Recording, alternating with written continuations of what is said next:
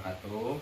I will be introduce myself. My name is Vanessa Lajuar Yusuf and my friend in Kevin Atila Saputra and my friend Rakil Muslimin.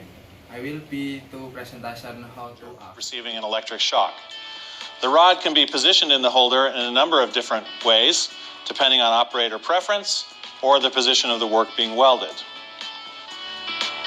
When the welding machine is on and the ground clip is connected to the steel table or to the work itself, anything metal on this table is now charged. When the electrode makes contact with the work, it completes a circuit. The electricity flowing through the electrode holder, down through the work, and back out through the ground clamp back to the welder.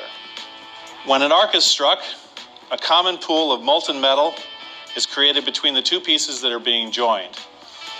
Into this, the melting alloy center of the welding rod is deposited, completing the weld. One thing to be careful of, as you're welding, this rod is being consumed. That is, it's growing shorter. So that the operator has to constantly be aware of both moving the rod laterally, but also pushing the rod into the seam being welded. The first step in learning how to arc weld is learning how to strike the arc. Striking the arc can sometimes be very difficult at first. It's a delicate flicking motion. It's not a stabbing or a quick drag, but as if you're striking a match gently.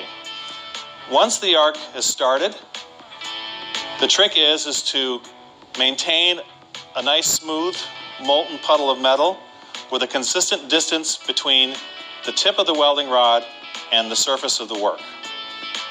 All right, let's give it a try. Welding hoods down. Remember, never look at an arc with the naked eye.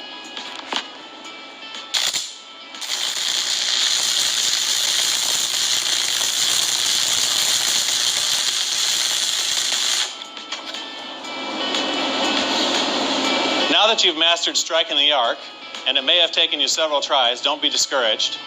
Let's join some metal together. Okay, hoods down. After striking the arc, I create a nice, even pool of molten metal. You'll notice that the tip of the welding rod stays very near to the arc puddle, and that I'm also slightly wavering the tip of the electrode back and forth. The idea is to heat both pieces of metal evenly as the filler rod is being deposited. Once you've completed your arc welded seam, you'll notice that there's a blue-black residue on top of the weld. This residue is a byproduct of the burning flux. It needs to be cleaned away from the weld. You can do this with a chipping hammer,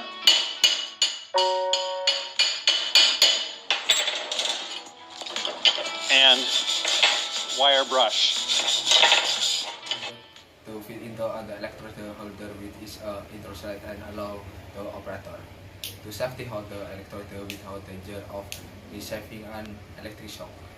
The rod can be positioned in the holder in a number different way depending on operator. Prefer other position of the work being welded. When the welding machine is on, the ground clip is connected to steel table or tube. The work receive anything metal on this table in the no charger. When the electrode makes the contact with the work, it completes a circuit with the electricity flowing to the electrode holder. Don't touch to the work and back onto the ground. Clamp back to the welder. And at the structure, a common pole of melted metal is created between two pieces that are being joined. Into this, the melting alloy center of the welding rod is deposited completely well. One thing to be careful as you are welding this rod is being consumed.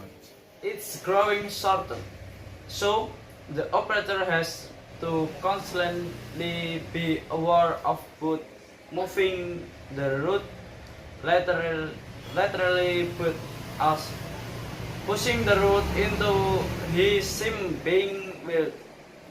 The first step in learning how to arc weld is learning how to strike the arc. Striking the arc can sometimes be very difficult and first.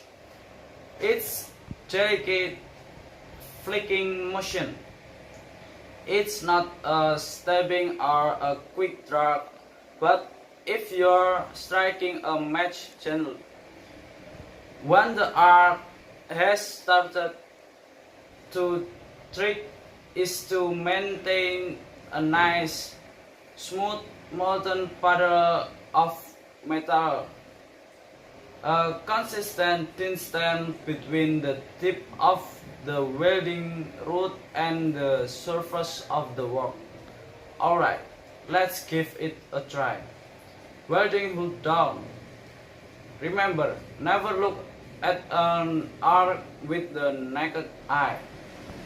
How that you're mastered striking the arc, and it may have taken you several tries. Don't be discouraged. Let's join some metal together. Okay, hoods down. After striking the arc, I create a nice even pool of molten metal. You will notice that the tip of the welding rod stays very near to the arc paddle, and that I'm also slightly buffering the tip of the electrode back and forth. The idea is to heat both bits of metal evenly as the filter rod is being deposited. Once you have complete arc welded seam, you will notice that trace blue-black residue on the top of the weld. This residue is a byproduct of the burning fluid. It needs to be cleaned away from the weld. You can do this with a chipping hammer and wire brush. For watching this video. Wassalamualaikum warahmatullahi wabarakatuh.